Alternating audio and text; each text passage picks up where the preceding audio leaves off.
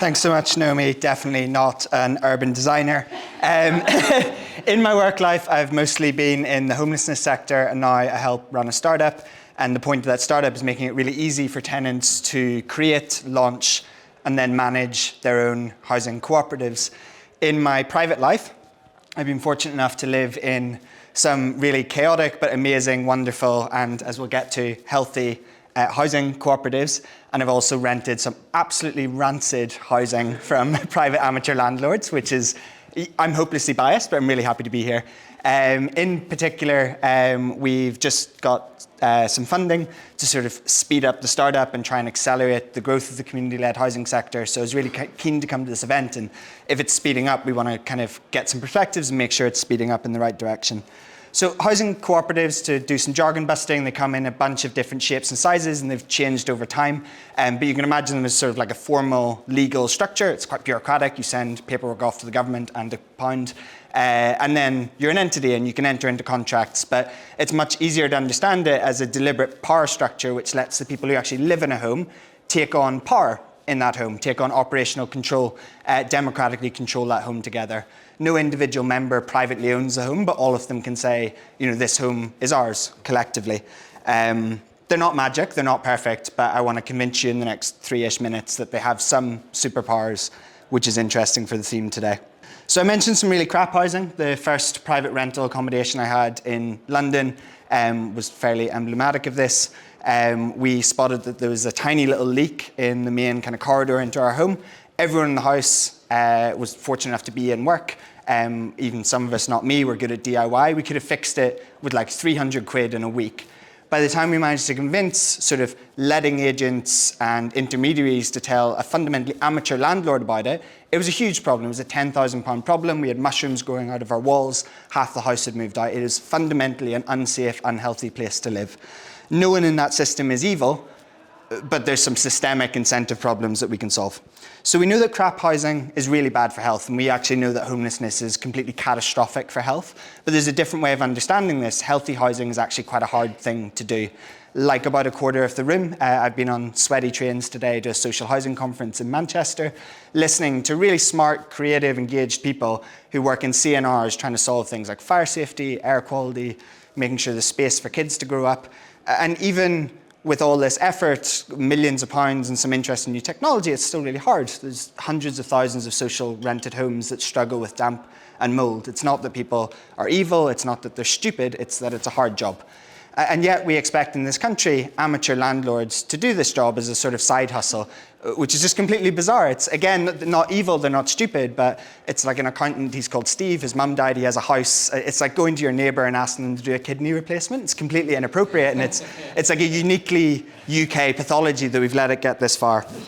So, I mean, the problems of the system, it produces much more than damp and mold, though damp and mold absolutely matters. It's the precariousness of having a 1-year contract. It's the lobotomizing mental stress if erratic rent increases. It's the fundamental wobbliness of this whole sector, and the sector is an even more important determinant of health than it ever has been.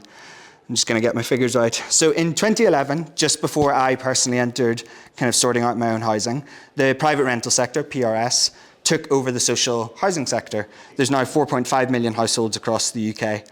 The lowest income people, the poorest 20% of our society, are now twice as likely to live in a private rental tenure as they were in the year 2000.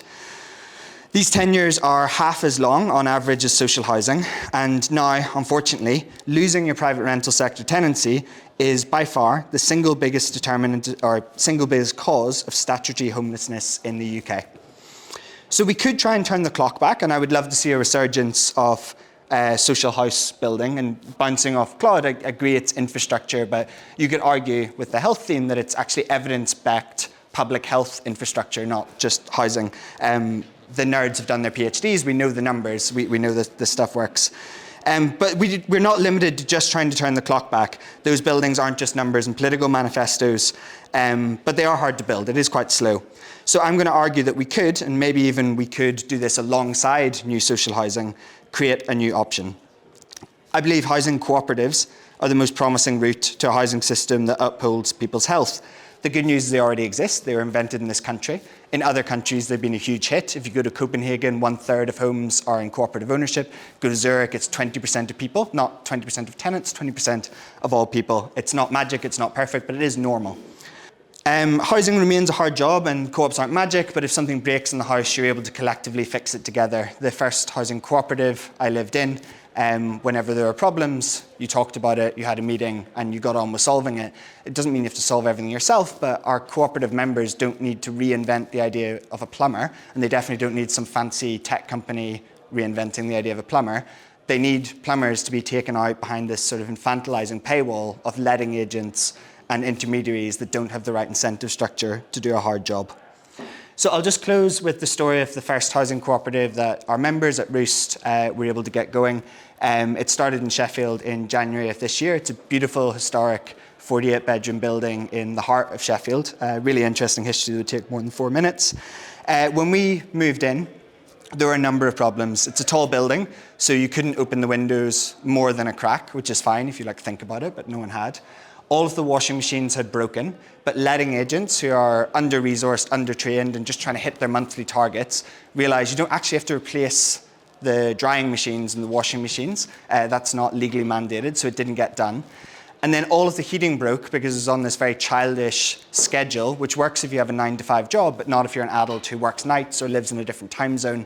So you have 48 people in tiny little rooms where you can't open the windows, and all 48 of them had been given tiny plastic dryers from Amazon so that you could dry your clothes without actually spending any money on the building. So now we have damp and mold. I was back to living in a house with mushrooms. What happens when you create a housing cooperative and let them take control of the building is the first thing they take the schedule off the heating. People now, as adults, decide when the heat comes on and off. That's their choice. We spent a bit of time and money fixing the drying machine, and some people worked out a way of opening their windows. So we still have damp and mold to deal with, but it turns out if you give power to the people who actually live in the building, it's a healthier building. The wild thing is this week they all collectively voted to turn the heating back on a schedule. That is no longer my choice, but we will happily build an app so that they can argue with it on their phone. But that's the kind of direction we want to hold on to. It's really successful in other countries. We could easily have 1 million of them. The tech isn't the magic bit, the co-op is the magic bit, but we could have 1 million of them. Maybe we should swing for 4 million, but we should do it quite urgently. Thanks.